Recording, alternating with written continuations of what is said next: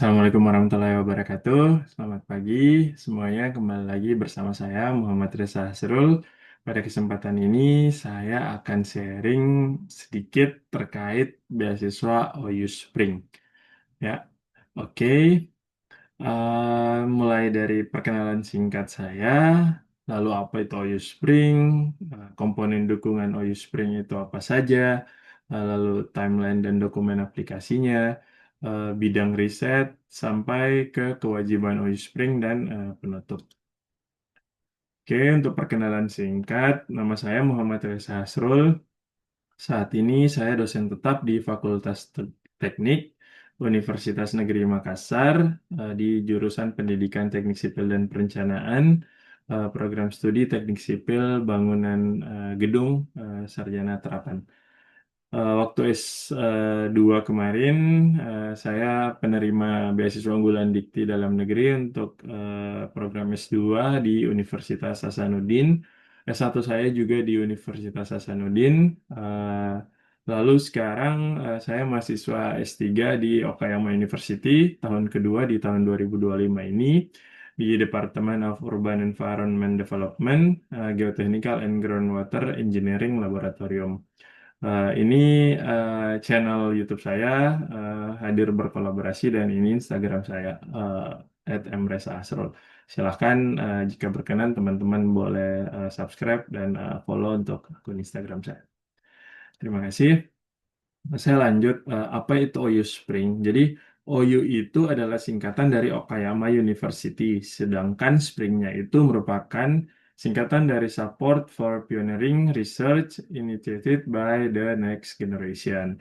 Jadi, Spring ini sendiri bukan cuma ada di Okayama University ya, ada di kampus-kampus lainnya seperti di Tokyo, Osaka, Kyoto, Hiroshima, eh, Kyushu, dan kampus-kampus Jepang lainnya. Namun namanya itu macam-macam ya, berbeda-beda ya. Kalau untuk di Okayama sendiri namanya OU Spring. Nah, Spring ini sendiri didanai oleh pemerintah Jepang ya melalui MAX dan JST atau Japan Science and Technology Agency. Saya yakin teman-teman udah sering kan dengar terkait beasiswa MAX ya, atau dulu kita kenal dengan Mombuso atau Membuka Gakuso. Nah, maka dari itu karena pendanaannya ini sama ya sama-sama, maka eh, teman-teman yang mendapatkan Max tidak bisa lagi mendaftar untuk beasiswa Spring ini sendiri. Lalu beasiswa Spring ini sayangnya hanya khusus untuk mahasiswa S3 ya, jadi hanya untuk jenjang S3. Jenjang S2 maupun S1 itu tidak termasuk dalam program Spring ini.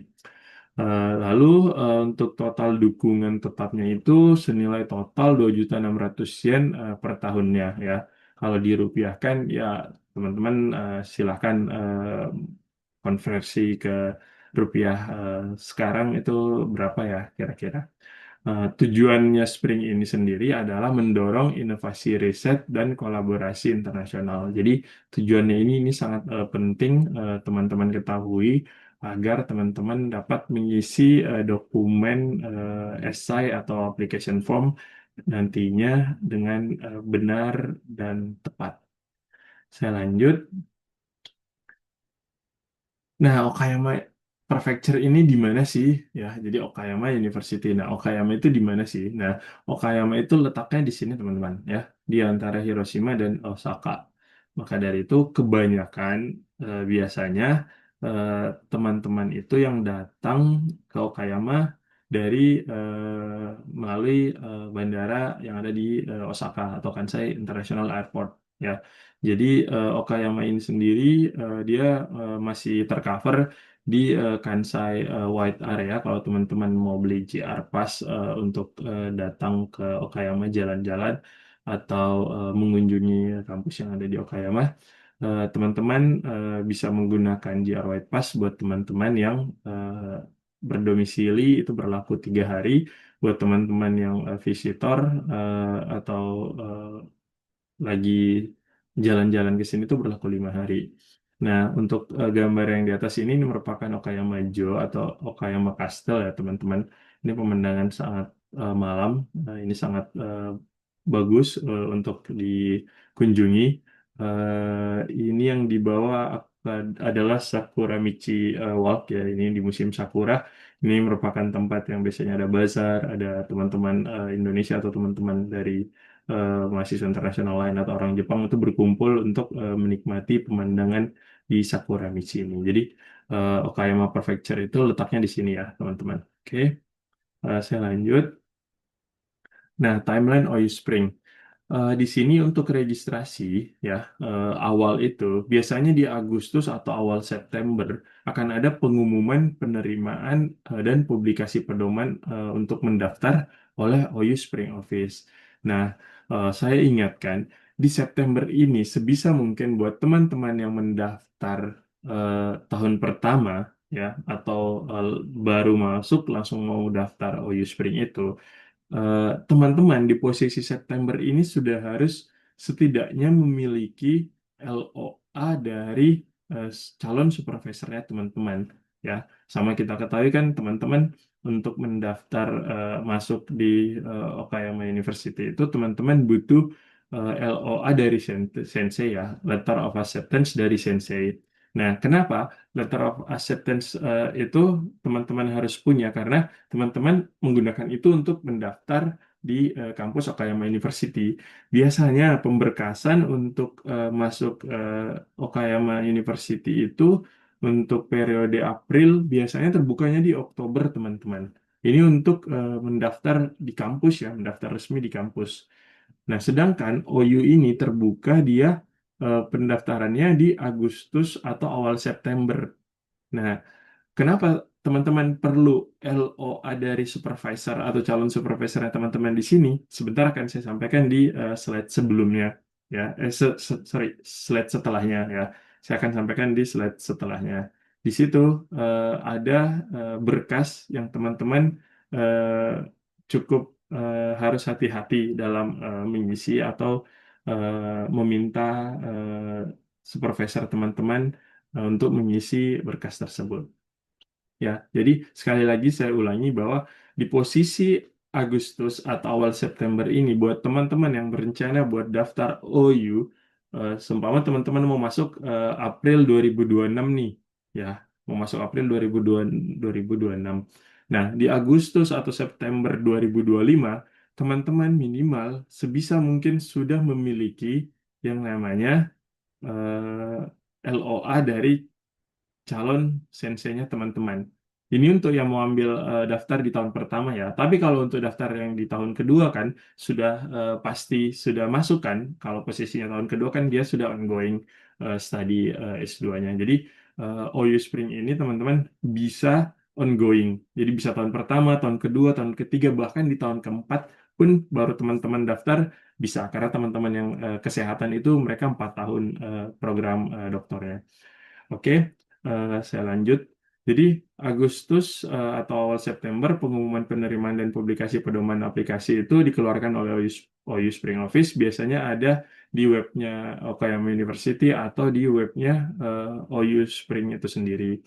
Nah, teman-teman akan diberikan waktu untuk mengumpulkan dokumen atau mengirimkan berkas aplikasinya teman-teman itu sampai 25 September. Ini deadline-nya. Lalu akan ada pengumuman awal. Pengumuman awal ini adalah hasil seleksi dokumen. Biasanya di akhir Oktober. Nah, bersamaan di akhir Oktober ini, jika teman-teman lulus, akan diinformasikan bahwa akan ada wawancara. Jadi dia ada ujiannya, ada dua ya tesnya. Pertama itu seleksi dokumen dan yang kedua seleksi wawancara. Jadi ada dua seleksinya, teman-teman. Itu seleksi dokumen dan seleksi wawancara. Jika teman-teman lulus seleksi dokumen, maka akan diinformasikan bahwa di awal November akan ada wawancara dengan panitia OU Spring itu sendiri. Nah, untuk penjelasan atau tips dokumen dan untuk wawancara, mungkin akan saya buatkan video-video selanjutnya lagi ya, biar tidak terlalu panjang video yang di awal ini. Lalu setelah teman-teman mengikuti wawancara dengan panitia Whispering ini, di akhir November atau awal Desember itu akan ada pengumuman final siapa saja awardee atau penerima dari OU Spring itu sendiri. Dan di April tahun berikutnya itu mulailah pencairan dana dan pelaksanaan program dari OU. Jadi teman-teman mendaftar di September, itu pengumumannya atau mulai masuk pencairan dananya dan pelaksanaan program dari OU Spring itu adalah di April tahun berikutnya. Seperti itu. Nah, saya lanjut. Nah, di sini sebelum saya masuk ke dokumen yang diperlukan, saya sudah sampaikan sebelumnya bahwa sebisa mungkin teman-teman yang mau daftar di masuk April 2026 itu di September teman-teman sudah harus memiliki LOA ya, seperti saya sampaikan di slide sebelumnya tadi. Tujuannya apa? Karena teman-teman butuh nih namanya evaluation form dari pembimbing akademik. Yang mana evaluation form ini harus dikirim langsung dari email pemberi evaluation form ke eh, OU Spring Office ya. Jadi seperti itu. Nah, untuk teman-teman yang tahun kedua kan sudah lebih mudah nih. Kenapa? Karena teman-teman sudah bekerja sama atau sudah melakukan riset di tahun pertama di bawah bimbingan senseinya teman-teman kan, karena teman-teman sudah di tahun kedua. Nah, yang agak challenge itu buat teman-teman yang di tahun pertama. Kenapa? Eh, karena di tahun pertama biasanya belum pernah bekerja sama dengan sensei kalau memang tidak ada penelitian sebelumnya atau tidak ada komunikasi sebelumnya dari sensei. Biasanya senseinya akan mengatakan kamu silahkan minta evaluation form dari atasan kamu atau dari dosen kamu atau supervisor kamu sebelumnya seperti itu. Nah, kemarin ada teman dari Indonesia, dua orang, dia tahun pertama daftar, syukur alhamdulillah, langsung senseinya mau memberikan evaluation form. Tapi ada juga yang senseinya tidak mau memberikan evaluation form karena dia belum pernah bekerja sama sebelumnya dan lain-lain. Jadi diminta, silakan kamu minta dari atasan kamu sebelumnya atau pembimbing akademik kamu sebelumnya, entah itu saat S2 atau kalau dia dosen, maka diarahkan untuk minta dari atasannya langsung, seperti itu. Nah, lalu di sini yang saya tanda merah ini ada evaluation form dan certificate of estimate income. Jadi kalau merupakan pekerja tetap atau pekerja dengan penghasilan tetap di Indonesia, teman-teman tuh wajib memasukkan certificate of estimate income-nya teman-teman selama 1 tahun. Nah, ini teman-teman akan diminta memasukkan berapa nilainya per bulan, lalu akan terekap per tahunnya berapa, lalu teman-teman akan diminta untuk memberikan sign di bawah. Jadi ini adalah dua dokumen yang penting ya teman-teman. Namun jika teman-teman merupakan bukan pekerja dengan penghasilan tetap di Indonesia, maka dokumen yang ini teman-teman tidak perlukan ya. Nah, lalu di sini ada 7 dokumen teman-teman, yang mana 7 dokumen ini berbentuk esai. Teman-teman akan diminta mengisi formnya dari OU sendiri. Dengan total halaman itu, eh, teman-teman akan diminta untuk mengetik mengetik untuk pengisiannya dengan total maksimal 9 halaman ya. Mulai dari informasi aplikasi informasinya teman-teman, lalu research achievement-nya teman-teman apa saja, dan di sini ada nomor 3 ini title of research dan kontribusi riset teman-teman itu ke top priority research yang ada di Okayama University. Ini akan saya jelaskan di slide selanjutnya, slide berikutnya. Jadi Okayama University itu teman-teman punya top priority research ya. Jadi punya top priority research. Nah, titel risetnya teman-teman, judul risetnya teman-teman itu harus sesuai atau harus memiliki kontribusi terhadap priority research ini, teman-teman. Ya, lalu ini research plan seperti biasa. Kalau teman-teman punya riset, akan diminta buat research plan. Lalu diminta alasan teman-teman tuh menjadi researcher ya. Sekali lagi di sini karena OU itu memang sebagai researcher, jadi teman-teman akan diminta untuk apa sih alasannya teman-teman menjadi researcher. Lalu diminta bagaimana gambaran ke depan dan metodenya untuk bisa berkontribusi pada penelitian, teknologi dan inovasi yang ada di Jepang untuk ke depannya begitu, untuk future Japan. Jadi bukan negara asalnya teman-teman ya. Sekali lagi bukan negara asalnya teman-teman, tapi buat Jepang ya. Ini saya garis bawahi di sini. For future Japan, oke? Lalu di nomor terakhir akan ada diminta challenges in the doctor's course buat teman-teman. Challengesnya itu apa aja? Nah, untuk ketujuh aplikasi dokumen ini itu maksimal 9 halaman. Nanti mungkin saya akan buat video khusus untuk membahas ketujuh eh, dokumen ini ya. Tips-tipsnya seperti apa. Oke. Jadi ini dokumen yang diperlukan untuk teman-teman apply OU Spring ya untuk seleksi pertama ya seperti itu. Ini dikirimnya juga by email ya. Teman-teman tidak perlu hadir semua masih ada di Indonesia dan itu teman-teman tidak harus mengirimkan langsung. Jadi teman-teman diminta mengirimkan dalam bentuk email, dalam bentuk file PDF sesuai dengan ketentuan yang ditentukan oleh OU Spring Office itu sendiri. Oke, next. Nah, apa sih bidang priority research, top priority research yang ada di Okayama University ya? Nah, di sini ada 6 totalnya, mulai dari ilmu tanaman dan pertanian. Nah, teman-teman yang pertanian tuh, kalau punya riset akan diminta apa hubungannya dengan bidang ini, gitu. Lalu untuk kesehatan pun seperti itu, IT juga ada, lalu untuk planetary science juga ada, innovative materials juga ada, lalu ada arkeologi. Nah, di sini di nomor 7 ada tambahan. Kalau dia interdisciplinary research atau social system design itu juga bisa, teman-teman ya. Jadi riset lintas disiplin itu juga masuk. Tinggal bagaimana teman-teman. Jadi anggaplah teman-teman ini non eksak. Berarti teman-teman akan membuat risetnya teman-teman itu memiliki hubungan dengan atau inline dengan riset yang ini, interdisciplinary research and social system design. Jadi teman-teman akan diminta membuat esai yang berhubungan dengan salah satu dari eh, 7 priority riset ini.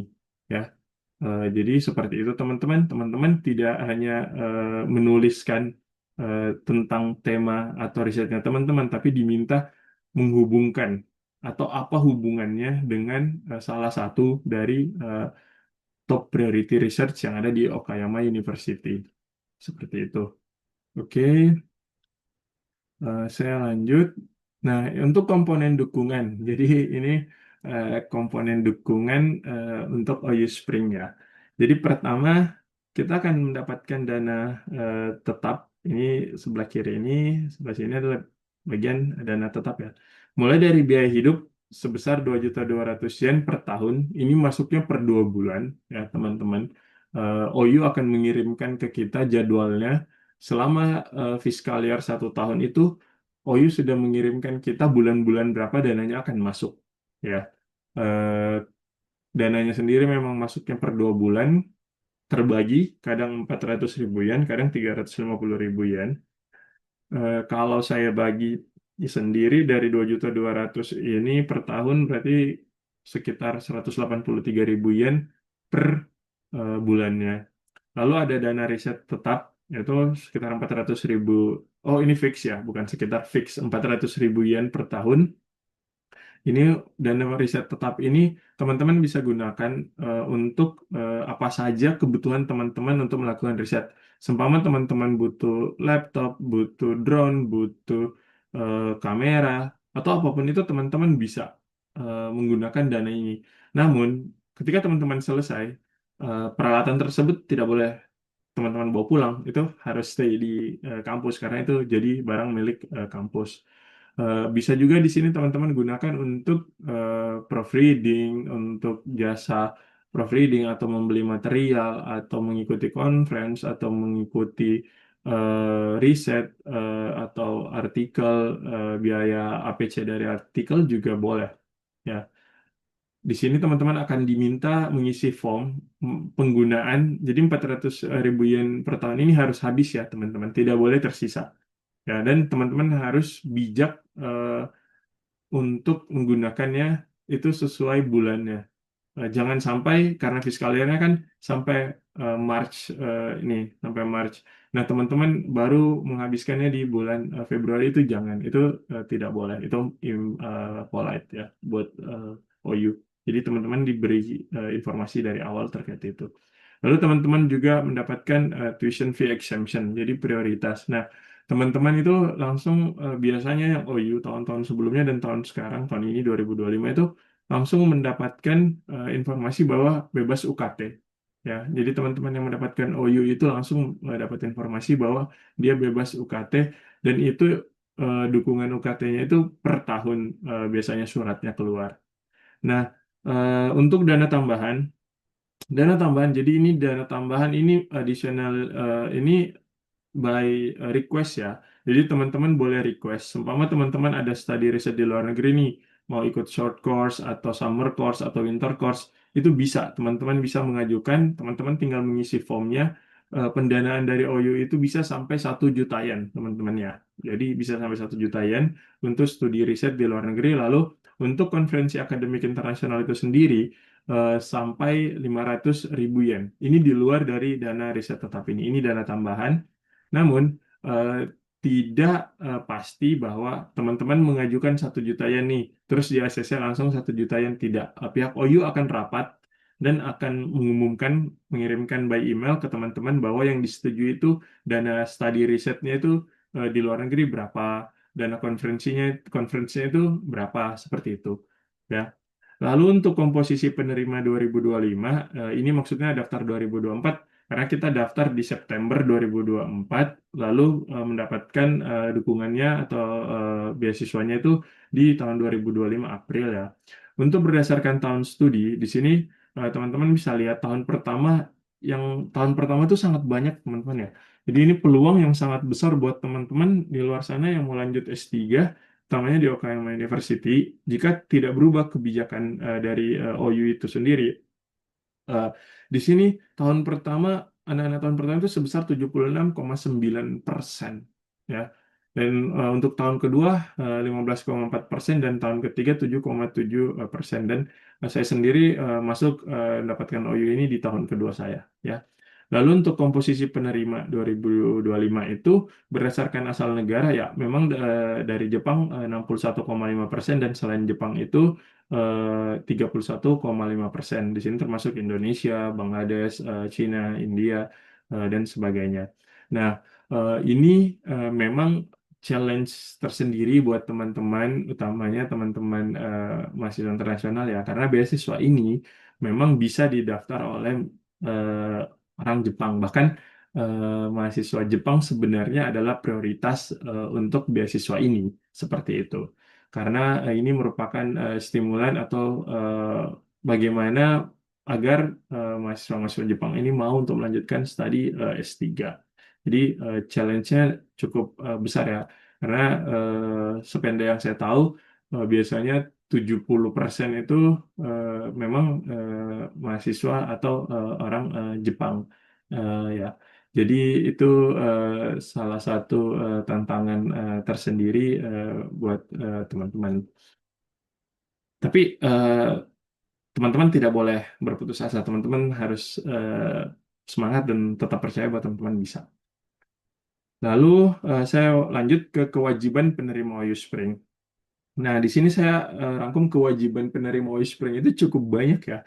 Tapi di sini saya rangkum jadi 5, yaitu yang pertama teman-teman wajib untuk mengumpulkan laporan kemajuan riset tiap tahun ya. Jadi tiap tahun akademik tuh teman-teman wajib mengumpulkan laporannya pada bulan September atau Maret dengan format resmi dari OU Office ya. Jadi akan ada format resmi, teman-teman diminta mengisi dan mengirimnya by email.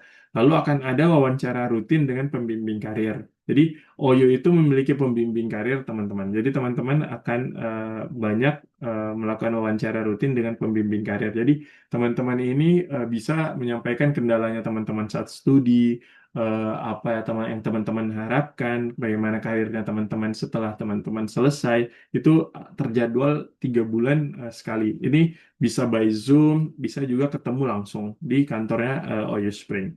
Ya. Seperti itu. Lalu teman-teman juga wajib melaporkan perubahan informasi. Jadi anggaplah teman-teman nih mau merubah tema atau risetnya teman-teman, teman-teman ada yang mau dirubah nih, milestone-nya kah, atau peralatannya kah, atau apapun itu yang teman-teman mau rubah, teman-teman harus melaporkannya di OU Office. Lalu teman-teman juga akan diminta untuk mendaftar dan melakukan update profilnya teman-teman di Research Map. Ya, nah, jadi ini Research Map itu sebuah direktori peneliti nasional Jepang yang dikelola oleh JST. Ya, oke, dan yang terakhir, teman-teman diminta mengikuti simposium yang diselenggarakan oleh Spring sebagai presenter. Biasanya simposiumnya itu ada poster presentation atau oral presentation. Nah, teman-teman tuh wajib mengikuti eh, simposium tersebut. Biasanya satu tahun ada 2 kali. Jadi ada summer symposium di bulan September dan ada winter symposium di bulan Desember. Dan itu mandatory ya. Jadi itu wajib dari OU. Oke, saya lanjut. Penutup sudah slide terakhir. Jadi pesan saya buat teman-teman, nothing change if nothing change. Jadi tidak ada yang berubah jika teman-teman tidak ada yang dirubah ya. Jadi mari teman-teman bisa berubah menjadi lebih baik dan saya harap video saya ini bisa menginspirasi teman-teman untuk menjadi lebih baik dan bisa berusaha mendapatkan eh, beasiswa di luar sana. Ini banyak beasiswa-beasiswa lokal yang diadakan oleh pemerintah Jepang, teman-teman. Saya yakin teman-teman pasti bisa. Ini adalah wajah-wajah penerima beasiswa OU Spring tahun 2025. Foto bersama Pak Rektor. Ini ada Pak Rektor di sini, Presiden NASU. Di sini ada orang Indonesia, ada 3 orang. Ada ini Mas Fikri, ada Mbak Anissa, dan ini ada saya dan teman-teman internasional dan teman-teman mahasiswa Jepang lainnya. Jadi semangat teman-teman, saya yakin teman-teman pasti bisa. Insya Allah saya akan buat video-video selanjutnya terkait bagaimana mengisi dokumen, bagaimana tips untuk mengisi dokumen, dan bagaimana tips saat kita interview. Ya, seperti itu. Mungkin demikian video dari saya. Saya akhiri. Assalamualaikum warahmatullahi wabarakatuh.